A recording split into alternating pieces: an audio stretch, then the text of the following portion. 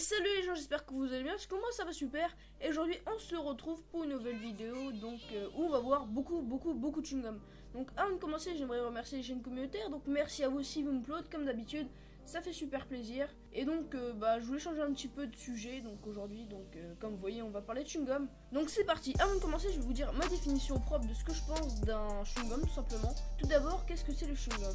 Le chewing-gum, c'est une pâte à mâcher avec plusieurs arômes, comme par exemple la fraise, la menthe et plein d'autres avec une forme de dragée. Mais bon, c'est une petite définition pour les gens qui habitent dans une grotte.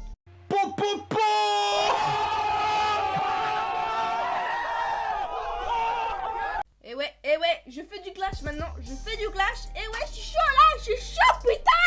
Donc c'est parti, le chewing-gum est né en Amérique, et ouais, en 1869.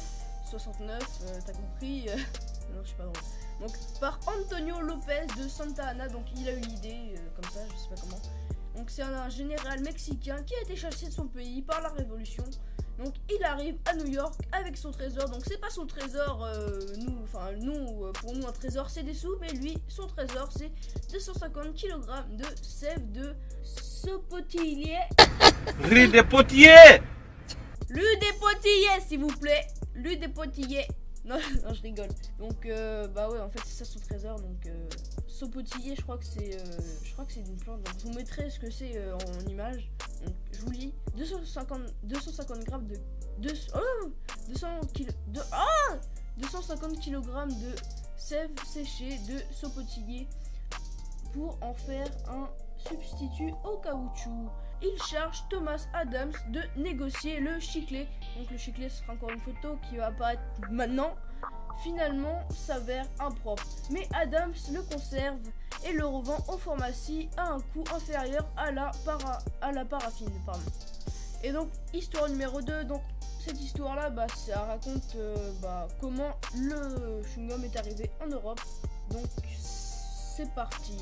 Le chewing-gum est popularisé en Europe par les Américains à la fin de la Première Guerre mondiale. La Croix-Rouge américaine expédie 4,5 millions de chewing-gum en France en 1918 par les troupes américaines. À la suite de cette introduction, la société française, belge, britannique et italienne passe des commandes massives aux États-Unis pour commercialiser le chewing-gum en Europe. Dès le début des années 1920, des compagnies européennes se lancent dans la fabrication de chewing-gum. Et donc maintenant, vu que cette histoire est déjà finie, donc je pensais que c'était pas très long.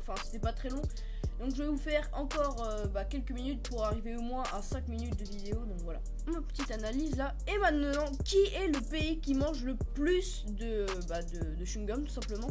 Donc les États-Unis est le pays qui consomme le plus de chewing-gum, suivi de la France avec un chewing-gum par jour en moyenne. Donc, voilà. Et maintenant que vous avez fini votre chewing-gum, il a plus de goût, il est plus très bon, vous allez le jeter, mais il n'y a pas de poubelle, alors vous le jetez par terre, et à la fin ça donne ça, et ça met 5 ans à se biodégrader, donc ça veut dire partir quoi. Ou alors il y a une autre technique, c'est le Karcher, mais le gros Karcher à eau chaude je crois, des trucs comme ça. Et maintenant, pourquoi manger un chewing-gum?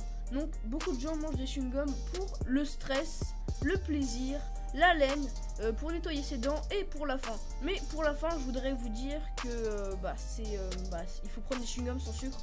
Donc si vous prendrez des chewing-gums avec sucre, ça marchera pas quoi.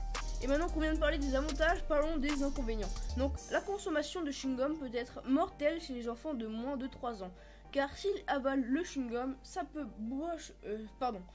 boucher leur trachée, donc ce qui pourrait tout simplement les étouffer.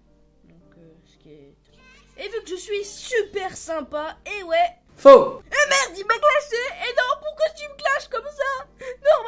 Norman, pourquoi tu me clashes? Tu me l'as pas dit? Non, Norman. Non. Bon, reprenons. Donc j'ai décidé de vous donner la recette officielle du chewing-gum bio. Donc je dis bien bio parce que c'est meilleur. Donc je vous mettrai cette recette là que j'ai trouvée sur YouTube. Je vous mettrai le lien dans la description. Et donc voilà. Et donc malheureusement cette vidéo est finie. Donc on arrive à peu près à 6 minutes de vidéo. Donc ce qui est assez complet. Donc si t'as aimé la vidéo, tu peux laisser un j'aime pour m'encourager. Ça fait toujours plaisir. Tu peux laisser un commentaire pour me dire un prochain sujet de vidéo. Et tu peux t'abonner à la chaîne pour suivre les prochaines vidéos que mes abonnés m'auront dit. Donc merci à toi d'avoir regardé la vidéo et moi je te dis peace.